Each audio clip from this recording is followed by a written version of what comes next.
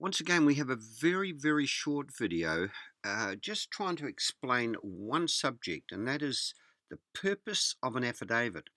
Now, the affidavit comes about through maxims at law. There are 10 essential maxims. Okay, a workman is worthy of his hire. All are equal under the law. Now, I want you to take note here that the maxims actually bring out the scripture. So all are equal under the law. It tells you that Exodus 21:23 to 25, Leviticus 24, Deuteronomy, and it says no one is above the law. Now, once again, I'm going to point out law. All are equal under the law. We're not equal under legal. We're equal in law. Now, number 3, in commerce, truth is sovereign. Once again, it gives you the scripture. And if you don't know what maxims are, these are rulings that have come from time immemorial that the judge generally accepts as truth. If you put the scripture in alongside it, it makes it even more powerful. So in commerce, truth is sovereign and truth rules. Your word is your bond. 4, truth is expressed in the form of an affidavit. 5, now I'm going to point out a word here. An unrebutted affidavit stands as the truth in commerce. They've introduced a word here. Commerce. They introduced it in 3. In commerce, truth is sovereign. 5, an unrebutted affidavit stands as truth in commerce. And then it goes on to say, affidavit is the highest form of truth. But then it also adds, legal maxim, he who does not deny admits. Now, unrebutted means that you must challenge everything in anyone else's affidavit for the truth to come out. Number 6, an unrebutted affidavit becomes the judgment in commerce. Once again, we're talking about commerce. We're not talking about law. And 7, in commerce, for any matter to be resolved, it must be expressed. So it goes on a little bit here. He who fails to assert his rights has none. Now, if I can get one thing across to you, everything in court is about your rights. So what I'm trying to teach you here is your rights. And if you don't know what your rights are, then you're never going to have any. So let's look a little bit closer. 3, in commerce, truth is sovereign. Truth is expressed in the form of an affidavit.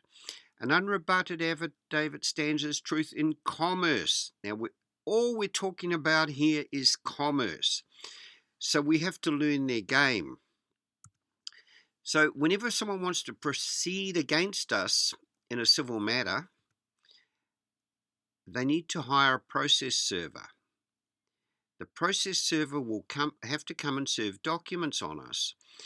But the process server must swear an affidavit. Now, this is where most of us have fallen down in the past, is that we have refused to take the documents. We've done any number of things that have all been wrong. So let's have a look at what a process server's job is. Process server is a person authorized by law or by a court to formally deliver process such as summonses, complaints, subpoenas, writs, and other court to a defendant or respondent. Now, formally deliver process. It's only a process. That's all they're doing. And if they follow that process, they will get judgment, I can assure you. The process server usually serves the documents in accordance with the legislation in the area of service. This means handing the documents to the defendant. Now, I've highlighted 2 words, defendant or respondent. If you don't know your rights, then you will become one of those. You will become a defendant or a respondent. Now, in my jurisdiction video, I've shown you that they need actors. Those are the actors that they need. They need a defendant or a respondent. Once the documents are delivered, the process server must provide proof that the papers are served. This is done through a document called an Affidavit of Service, also called a proof of service, which must be notarized and given to the party who requested service. Okay, so now you can see what their process is. Now I'll show you how we can get out of it. The affidavit of the process server is the only document the judge relies on for judgment. The reason is we've already been through it. The maxims tell us an unrebutted affidavit becomes the judgment in commerce. But if we bring the law in, then we're going to have a different result. We must subpoena the process server and put him on the stand to swear that defendant and man are one and the same. This is knowing your rights. If you know your rights, then you're not going to be, the case can't proceed.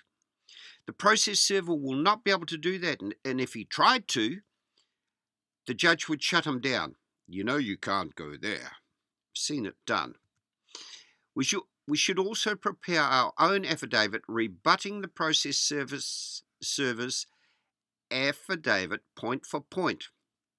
And it says that an unrebutted affidavit remains the truth in commerce. So if we rebut it and get him on the stand to swear that, no matter what is claimed, the case cannot proceed. There's no defendant. There's no actor to take that role.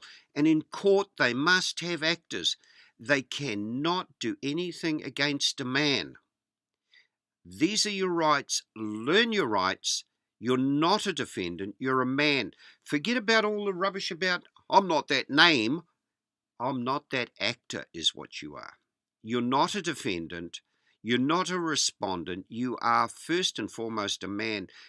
Knowing your rights is going to stop all this, the processes they use against us, and will help to set us free. Hope that's cleared a few things up for you out there.